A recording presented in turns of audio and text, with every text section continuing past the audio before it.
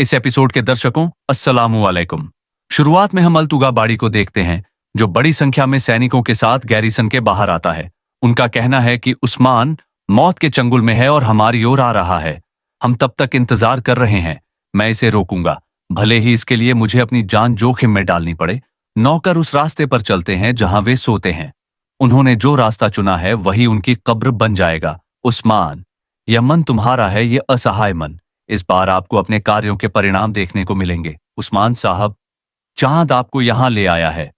मैं अपने दोस्तों के साथ गड्ढे पर जा रहा था। वहां ऊपर वाली महिला महिलाओं से पूछती है, अगर सोफिया सच कह रही है तो कल क्या होगा? क्या वह सचमुच हलीमा को मार देगा? नहीं नहीं। गोंचा कहते हैं, मुझे कुछ करना होगा। अरे माँ, उस सांप के साथ ऐसा मत करो सोफिया। किसी भी चीज पर भरोसा नहीं किया जा सकता। महिला का कहना है कि अब 3 दिन से अधिक समय नहीं बचा है। अगर वह 3 दिन में वापस नहीं आया तो हलीमा का क्या होगा? अगर देर हो गई तो क्या होगा? गोचा होलो फेरा। माँ सोफिया कहती है कि यह गद्दार आजाद होने के लिए यह सब कर रहा है। आपके साथ कुछ भी किया जा सकता है। फातिमा कहती हैं कि वह दर्द के साथ खेल रही है। ओह माँ, हम इतना भरोसा नहीं कर सकते। हलीमा कहती है, अगर सोफिया सच कह रही है तो क्या होगा? अगर उन्होंने वाकई उसे मार डाला तो क्या होगा? बाला खातून शंका और दुख से घिरी हुई कहती हैं, मैं एक बार फिर अपनी बेटी को खो दूंगी। मैंने एक बार यह दर्द झेला है और अब दोबारा उससे मिलने से पहले उसे खोना मैं बर्दाश्त नहीं कर सकती। फातिमा उन्हें हौसला देते हुए कहती है, माँ, ऐसा कुछ नहीं होगा। हम अपनी बहन से जरूर मिलेंगे। लेकिन वो नागिन सोफिया झूठ बोल रही है। वो तो यह भी नहीं जानती कि उसे गिरफ्तार कर लिया गया है। गोंचा कहती है, माँ बाबा का इंतजार करते हैं। दूसरी तरफ उस्मान और उनके साथी गार के पास पहुंचते हैं। सभी घोड़ों से उतर जाते हैं। कमास कहता है, वो जगह जहां उन्होंने खजाना छुपा रखा है वह थोड़ा आगे है। शामिल जवाब देता है, उन्होंने सोने की हिफाजत के लिए हर संभव तैयारी की होगी। उस्मान साहब गंभीरता से कहते हैं, बिल्कुल सही। जहां हम पहुंचेंगे वहां बहुत सारे सिपाही होंगे। हमें उन सभी को मारना होगा। याद रखो, अगर उनमें से कोई भी जिंदा बच गया तो हमें उसकी भारी कीमत चुकानी पड़ेगी। अब चलो, गार में प्रवेश करते हैं। ये कहकर वे सभी तलवारें निकालते हैं और सावधानी से आगे बढ़ते हैं। उधर एक जासूस तेजी से भागता हुआ अल्तोगा के पास पहुंचता है और उसे सूचना देता है, उस्मान अपने रास्ते पर आ रहा है। अल्तोगा मुस्कुराते हुए कहता है, आने दो आने दो। नौकरों, खून की होली खेलने के लिए तैयार हो जाओ। हमारा शिकार हमारी तरफ बढ़ता आ रहा है। सभी जगहों को संभाल लो। यह कहकर वह अपने साथियों के साथ अंदर चला जाता है, जबकि सिपाही छिप जाते हैं। इसी बीच बाला खातून एक थैली लेकर सोफिया के पास जाती है। सोफिया की आंखें बंद हैं और वह धीरे से कहती है, क्या तुमने फैसला कर लिया बाला? तुमने एक बार अपनी बेटी को खो दिया था और दोबारा उसे खोना नहीं चाहती। बाला खातून, जो पहले से ही भावनात्मक रूप से बेचैन है, सोफिया को दबोचते हुए कहती हैं, तुम मुझे मेरी बेटी के पास लेकर जाओगी। सोफिया बाला खातून के हाथों को छुड़ाते हुए कहती है, यह इतना आसान नहीं है बाला। तुम मुझे बेटी के पास ले जाकर जिंदा क्यों छोड़ोगी? मुझे पहले यकीन करना पड़ेगा कि तुम मुझे नहीं मारोगी। बाला खातून जवाब देती है, हम यहां से चुपके से निकल जाएंगे, सिर्फ मैं और तुम। ये कहते हुए वह कपड़े निकाल कर दिखाती हैं। सोफिया चालाकी से कहती है, अगर मेरे पास तलवार नहीं है तो तुम्हारे पास भी तलवार नहीं होगी। बाला खातून तलवार निकालते हुए कहती हैं, ठीक है, मेरी तलवार भी मेरे पास नहीं होगी। मैं इसे यहीं छोड़ दूंगी। तुम मुझे मेरी बेटी के पास लेकर जाओगी। मैं तुम्हारी नापाक रूह से अपने हाथों को आलूदा करने के बजाय तुम्हें आजाद कर दूंगी। यह मैं हलीमा के लिए कर रही हूं। मैंने उसे खो दिया था और अब मैं उसे फिर से पाने के लिए तैयार हूं। बाला खातून की आंखों में दृढ़ संकल्प झलकता है, जबकि सोफिया उनकी बातों को गंभीरता से सुनती है।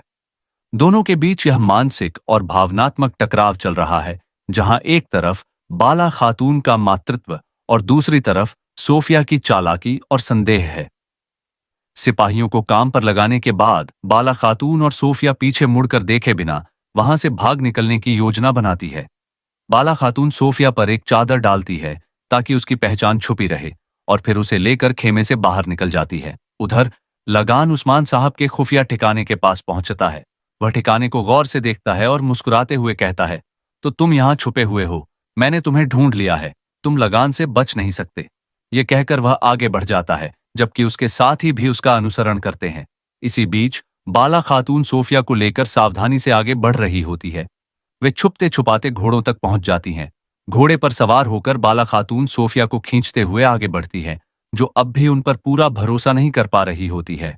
उधर उस्मान साहब और उनके साथी गार की ओर बढ़ रहे होते हैं। वे आगे बढ़ते हुए अल्तोगा द्वारा बिछाए गए जाल को देख लेते हैं। उस्मान साहब अपने साथियों को चेतावनी देते हुए कहते हैं, आगे बढ़ते समय होशियार रहना, उन्होंने यकीनन हमारे लिए जाल बिछाए होंगे। हर कोई सतर्कता से आगे बढ़े, तलवारें तैयार करो। उनके आदेश पर सभी सावधानी से रस्सियों को फलांगते हुए आगे बढ़ते हैं। जैसे ही वे गार के नजदीक पहुंचते हैं, उस्मान साहब के आधे दृश्य की शुरुआत अल्तोगा और उस्मान साहिब के बीच तनावपूर्ण टकराव से होती है। अल्तोगा अपने चेहरे पर मुस्कुराहट के साथ उस्मान को ताना मारते हुए कहता है, तुम्हें लगता था कि तुम मुझसे बच सकते हो उस्मान। मैं अपने रास्ते से कभी पीछे नहीं हटूंगा। तुम अपने ईमान पर अडिग रहो, लेकिन यह जान लो तुम्हारा अंत निकट है। उस्मान साहिब शांत लेकिन दृढ़ निश्चयी जवाब देते हैं, यदि तुम अपने तरीके बदलने से इनकार करते हो तो आज यहां तुम्हारा हश्र होगा, लेकिन याद रखना अल्तोगा, यह तुम नहीं हो जो इस लड़ाई का नतीजा तय करोगे। जैसे ही उस्मान साहिब अपने आदमियों को संकेत देते हुए अपनी आवाज उठाते हैं, सभी दिशाओं से बड़ी संख्या में मंगोल उभर आते हैं, उस्मान और उसके साथियों को घेर लेते हैं। यह देखकर उस्मान साहिब अपनी तलवार निकालते हैं और घोषणा करते हैं, अब पीछे मुड़ने का कोई रास्ता नहीं है, हम अंत तक लड़ेंगे।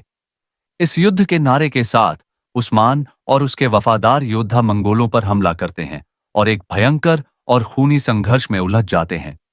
युद्ध का मैदान तलवारों की टक्कर, तीरों की उड़ान और योद्धाओं के गिरने का एक अराजक दृश्य बन जाता है।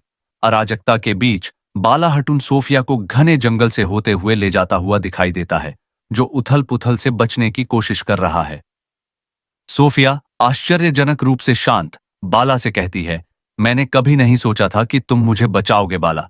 तुमने सभी लोगों में से मुझे जनजाति से भागने में मदद की। बाला सोफिया को कसकर पकड़ते हुए जवाब देता है, मेरे धैर्य की परीक्षा मत लो सोफिया, बस मुझे बताओ कि यह रास्ता कहाँ जाता है। मेरी बेटी कहाँ है? सोफिया एक धूर्त मुस्कान के साथ झूठ बोलती है, हलीमा हमारा इंतजार कर रही है, लेकिन याद रखना बाला, तुम्हारी बेटी अब वह लड़की नहीं रही जिसे तुम जानते थे। वह अब एक ईसाई है जिसे मैंने पाला।